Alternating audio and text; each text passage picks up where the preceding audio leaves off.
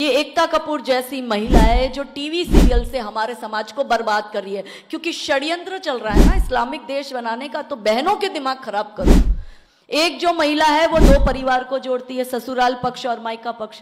उन्हीं महिलाओं के दिमाग को खराब कर दो, देश अपने आप खराब हो जाएगा। एक बड़ी यूनिवर्सिटी के गेट के बाहर लिखा था कि किसी भी देश को बर्बाद करने के लिए आपको उस पर बम बारूद मिसाइल दागने की जरूरत नहीं है। आप उस देश की सामाजिक व्यवस्था, सांस्कृतिक व्यवस्था, परिवार व्यवस्था और शैक्षणिक व्यवस्था को खत्म कर दो, वो देश अपने आप खत्म हो जाएगा। इसने आर्मी वालों को भी नहीं छोड़ा।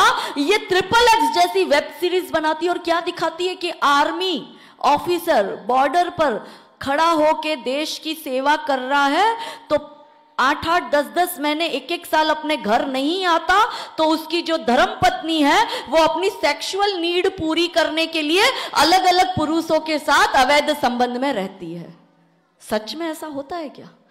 अरे उन महान महिलाओं का जीवन देखो आप, उस आर्मी ऑफिसर को पैदा करने वाली माता का जीवन देखो, उसकी धर्म पत्नी का जीवन देखो। मैं जानती हूं ऐसे कितने आर्मी ऑफिसर की पत्नियों को जो हर समय इस भय में जीती है कि पता नहीं कब फोन आ जाएगा कि तुम्हारे पति जो है उनका बलिदान हो गया।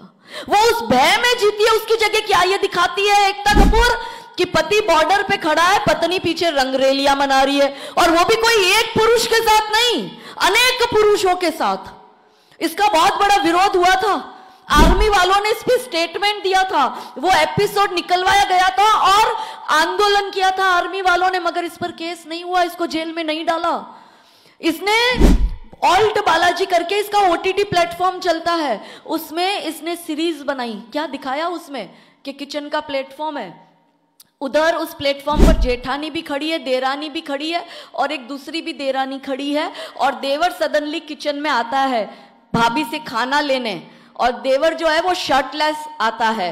बॉडी बड़ी अच्छी होती है, तो वो जब खाना लेता है तो जो उसकी छोटी भाभी है उसकी नियत डोलती है, उसका शरीर इस तरह से वो देखती है कि उसकी तरफ आकर्षित हो रही है। और जैसे ही वो देवर खाना लेके जाता है तो आपस में तीनों देरानी जेठानी बात करती है कि अरे इसके साथ तो हमें एक रात गुजारने को मिल जाए।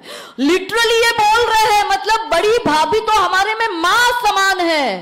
राम जी बोलते हैं, जब वो सीता माता अपने गहने फेंकती है ना, वो रूट बताती है कि मुझे कौन से रूट से रावण ले गया, तो राम जी के हाथ में जब वो गहने देते हैं वानर, तो सुग्रीव ने गहने दिए कि ये हमें गहने मिले हैं, तो राम जी कहते लग तो सीता माता के रहे, सीता जी के लग रहे हैं। तो लक्ष्मण को पूछते, लक्ष्मण देख तो ये तो तेरी भाभी के गहने हैं।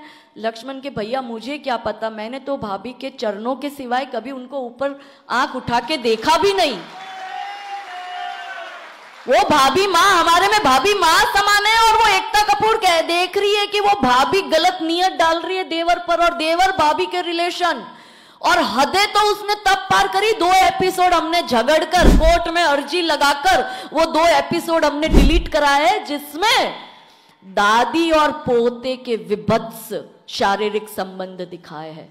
सोचो, देवर भाभी को तो बदनाम किया ही, दादी पोता, कैन यू इमेजिन? ये विकृति कहां से आ रही है हमारे दिमाग में? क्योंकि हम ऐसा देख रहे हैं, जैसा देख रहे हैं वैसा सीख रहे हैं, वैसी विकृति आ रही है। पहले 10 में से 10 केस युवा लड़कियों के आते थे, जो यंग लड़कियां होती थी, जो कुंवारी लड़कियां होती थी लव जिहाद के।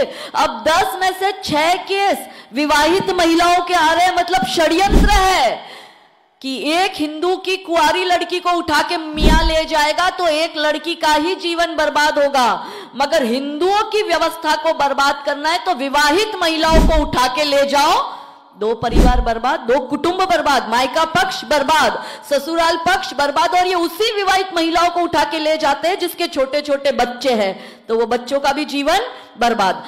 यानी हिंदुओं की पीढ़ियों को बर्बाद कर दो। और इसी एकता कपूर को भारत सरकार पद्मश्री दे देती है।